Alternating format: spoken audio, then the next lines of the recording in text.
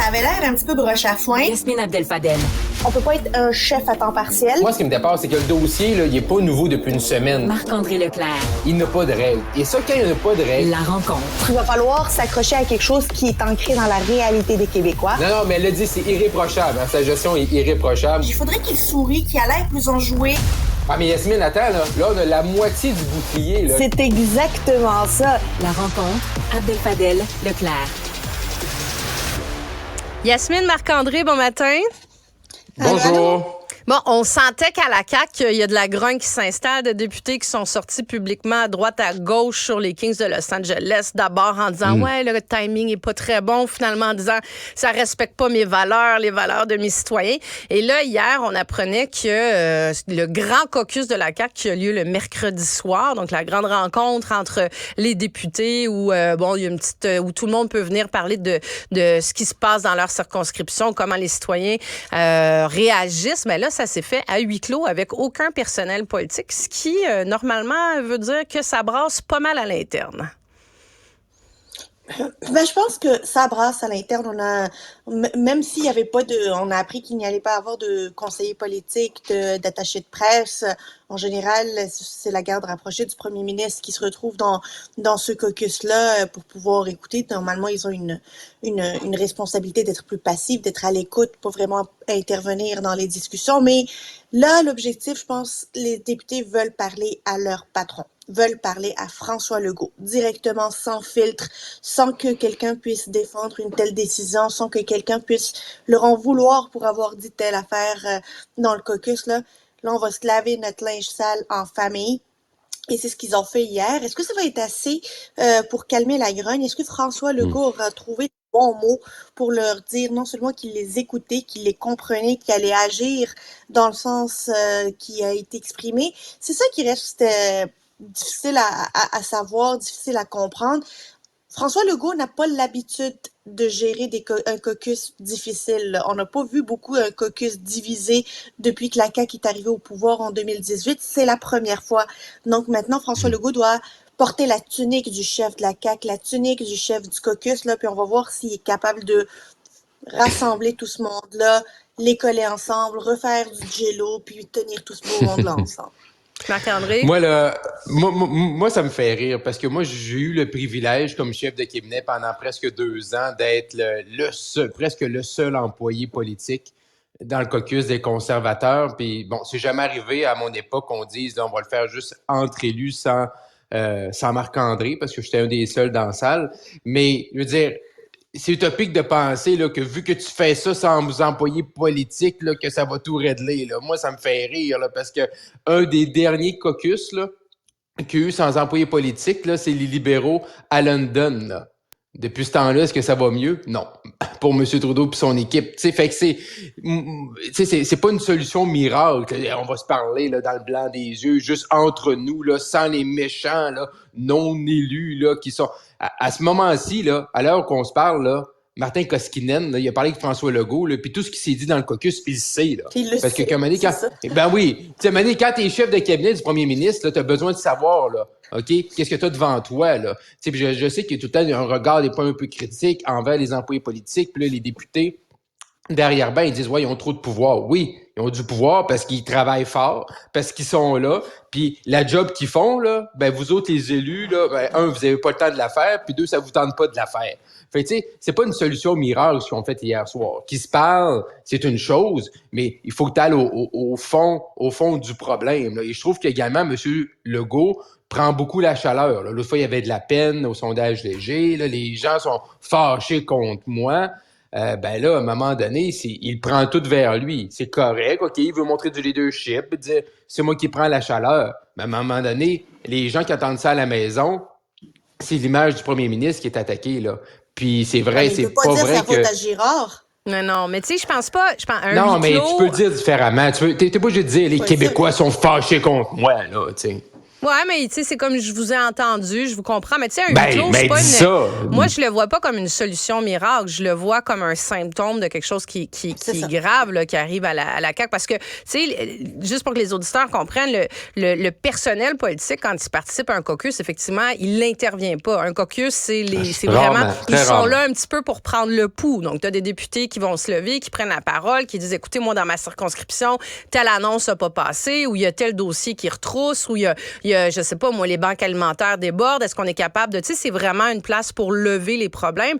Le personnel est plus là pour entendre, prendre le pouls, ça va-tu bien, ça va pas bien. Tu sais, le cabinet du premier ministre entend ça puis fait des arbitrages après. Mais quand tu demandes qu'il soit pas là, je pense que c'est vraiment... C'est que ça change un peu la dynamique puis on va se parler dans le blanc des yeux. Mais ça reste que à 80... Ils sont 89 maintenant, députés 90, j'ai perdu le compte. 89, hein? La dynamique, elle change pas à l'interne en ce sens que, tu sais, ceux qui sont sortis, Luc Provençal, c'est pas la première fois qu'il sort. Éric Girard du Lac-Saint-Jean, c'est pas la première fois qu'il sort. Gilles Bélanger d'Orford, c'est pas la première fois qu'il sort. Ceux qui sortent, Marie-Louise Tardif, c'est pas la première fois qu'elle sort. Ceux qui sortent publiquement, ça fait plusieurs fois qu'ils expriment leur grogne à l'extérieur du caucus. Mais là, ils vont aller l'exprimer à l'intérieur. Mais Éric Girard, le ministre, semble être un problème parce qu'il a une influence très forte. Je pense que c'est ça qu'ils sont allés brasser.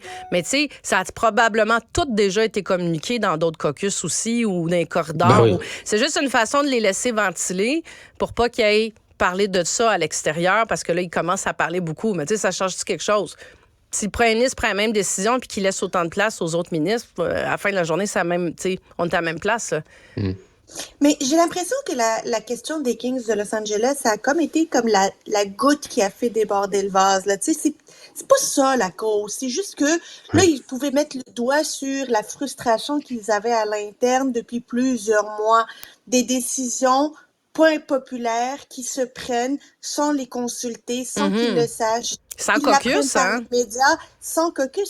Ça, c'est très frustrant pour des députés parce que des députés, là, on leur demande d'être solidaires.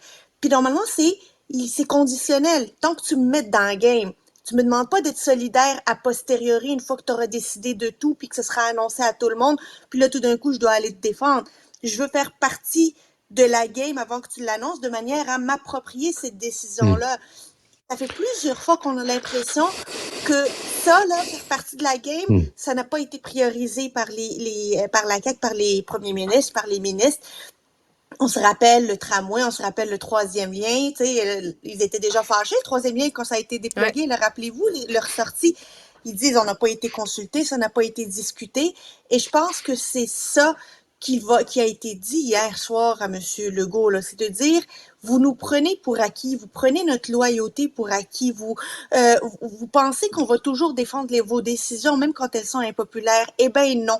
Vous n'avez pas le réflexe de nous défendre, de nous mettre dans la game, on va pas avoir le réflexe de vous défendre.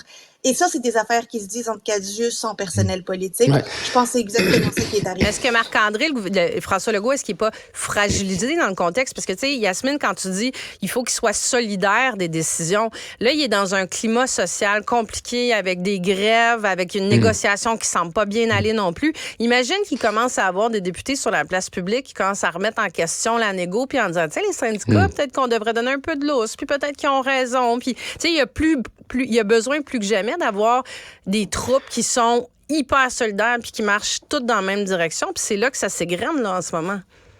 Moi, on me dit il y a quelque temps que M. Legault, là, très régulièrement, chaque fois qu'il commençait un caucus, là, il rappelait à sa gang que la CAQ, c'est une coalition. Et je pense que c'est ça que M. Legault est en train de vivre présentement, là. La CAQ, là, c'est des gens de tous des horizons différents. Il y a des souverainistes à la Bernard Drinville, il y a des fédéralistes à la Éric Girard qu'on met ensemble, puis on dit, on oublie la question nationale pour 10 ans, puis on se concentre sur le Québec. Mais ces gens-là, là, ils ont tous des opinions différentes, là. Et je pense que c'est ça que M. Legault est en train de se rendre compte, là. Devant lui, là, il y a un groupe qui est une coalition. Et il pensait que ces gens-là avaient des opinions divergentes sur l'avenir du Québec, mais c'est plus profond que ça. Ces gens-là ont également des divisions sur le quotidien du Québec, là. Pas juste qu'est-ce que le Québec va être dans 25 ans. Oui, mais Marc-André, c'est pas parce que tu es une coalition que tu as des différences dans n'importe quel parti. C'est pas une question d'être libéral ou caquiste que tu sois contre la subvention aux Kings. Marie. Dans d'autres partis politiques, là, t'as des assises. Dans d'autres partis politiques, t'as des assises, t'as des bases qui sont solides. Quand les députés rentrent au Parti québécois, quand les députés rentrent à Québec solidaire, au Parti libéral, t'es conscient dans quel magasin, OK? T'es-tu dans un magasin de sport ou d'un magasin de vêtements ou de jouets pour enfants, t'es conscient de ça. Quand t'arrives à la CAQ, où c'est M. Legault qui t'a choisi, sans faire d'investiture dans ta circonscription. Il y a tout. T'es à la baie. Il y a tout. Mais là, maintenant, peut-être que toi, ça te tenterait de t'acheter des skis, mais à la baie, il y a du sport, mais il n'y a pas de ski. Non, mais je veux dire, là, je comprends ce que tu dis, Marie. C'est vrai que le Parti libéral, les députés pensent pas tous pareil sur chacun des points. Mais un parti politique, là, c'est un autobus. Tu t'en vas à un point A, tu t'en vas à un point C, des fois, tu fais un détour par un point B. Mais des fois, peut-être la CAQ, elle, c'est un point A, ça s'en va au point F, puis il y a des détours. A, B, C, D, E. Mais peut-être qu'il y a une C'est pas tout problématique. le monde qui veut à ça. faire les mêmes arrêts. Exactement. Non, c'est Moi, je sûr, trouve c'est ça sûr. particulier. Là. Pour moi, là, tout ça, ça va passer. Tout ça, ça va passer. Mais ce qui va rester, c'est comment François Legault a réagi en période de crise dans ses propres troupes. C'est ça qu'on n'a jamais vécu. C'est ça qu'on ne connaît pas, ça ressemble à quoi ce réflexe-là. Parce que François Legault évolue dans la scène politique depuis 25 ans, mais il n'est pas chef d'un parti, encore moins premier ministre depuis 25 ans. Il est depuis 2018 et depuis 2018, il marche sur l'eau. C'est la première fois que la glace craque sous ses pieds. Sait-il nager? Oui. Puis aussi, il faut jamais oublier, là, les Québécois, là, oui, enlevons la pandémie, là. Les Québécois n'ont jamais d'amour indéfini pour François Legault, là. Je veux dire, en 2018, M. Legault a remporté parce que les gens voulaient plus du Parti libéral du Québec. Changement. Il voulait du changement. François Legault, il aurait pu annoncer n'importe quoi, OK? Il aurait pu mettre le slogan qu'il voulait. Non, mais mais tu sais, non, il pouvait faire n'importe quoi, c'était le changement. Après ça, est arrivé la pandémie, là, les gens, c'est parfait, c'est le père de la nation, puis on l'écoute. Mais les gens n'ont jamais eu d'amour perdu pour François Legault. Et là, c'est ce qu'on est en train de voir dans les sondages. Toujours sur les Kings de Québec, on va en parler longtemps de cette Kings annonce. de Québec. Les Kings à Québec. Les Kings. Écoute, je suis rendu les Kings de Québec. Ça y est, je les ai déjà débaptisés. Il y a Jean-François Simard qui a ramassé le maire de Québec, Bruno Marchand. Oui. Ça brasse pas mal, cette décision-là. Ça fait des petits conflits à droite à gauche, là. Mais là, ce qui est le fun, c'est qu'il y a plein... Non, mais là, ce qui est le fun, c'est qu'il y a plein de députés qu'on voit pas souvent, comme Jean-François Simard, d'autres, que là, on voit là, sortir. Là, vraiment, ça vient les chercher. Tu sais, Éric Girard à Alma, moi, je le connais parce que c'est dans mon coin de pays, mais pour beaucoup de gens, ils ont appris qu'il y avait 2 Éric Girard à la CAQ cette semaine. Là.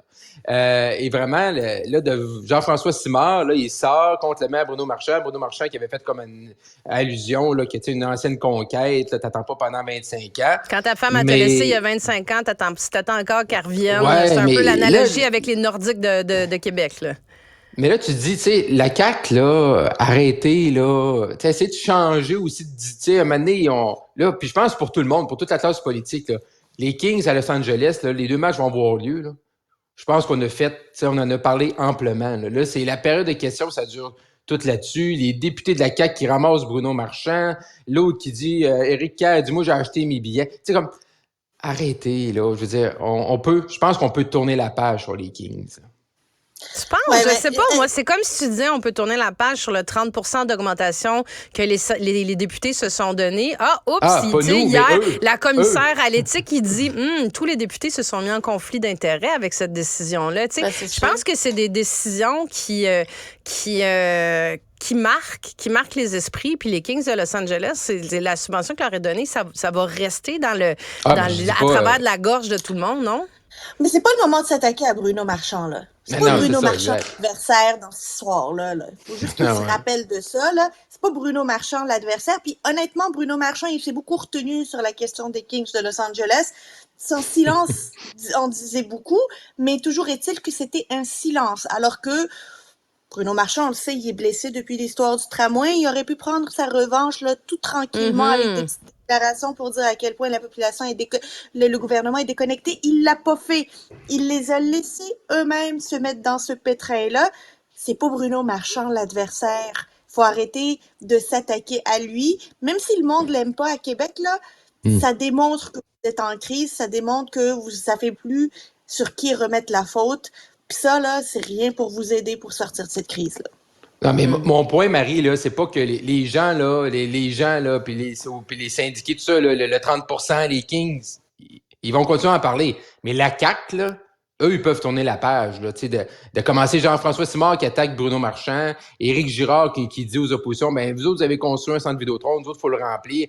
Je trouve que la CAQ s'aide pas là-dedans. C'est eux autres qui gardent l'histoire en vie. 2000% d'accord avec toi, Marc-André. Je comprends même pas pourquoi Éric Girard est retourné faire un point de presse. C'est le premier point de presse du gouvernement au retour au Parlement mardi où il dit « Hey, sais-tu quoi? Je vais aller m'auto-flageller sur la place publique puis aller reparler des Kings de Los Angeles pour être sûr de donner du gaz aux oppositions puis me faire poser des questions. » J'ai pas compris la stratégie, mais comme tu dis, c'est... Puis pendant que tes enfants sont à la maison en grève jour 1, là, tu sais, il a l'air déconnecté. Là. Toi, t'es là, t'essaies de gérer tes 2 enfants. Moi, ça me coûte 2 cartouches d'encre, 500 feuilles pour les faire dessiner pendant que j'essaie de travailler. Puis lui, il nous parle des Kings. Fait que là, tu sais...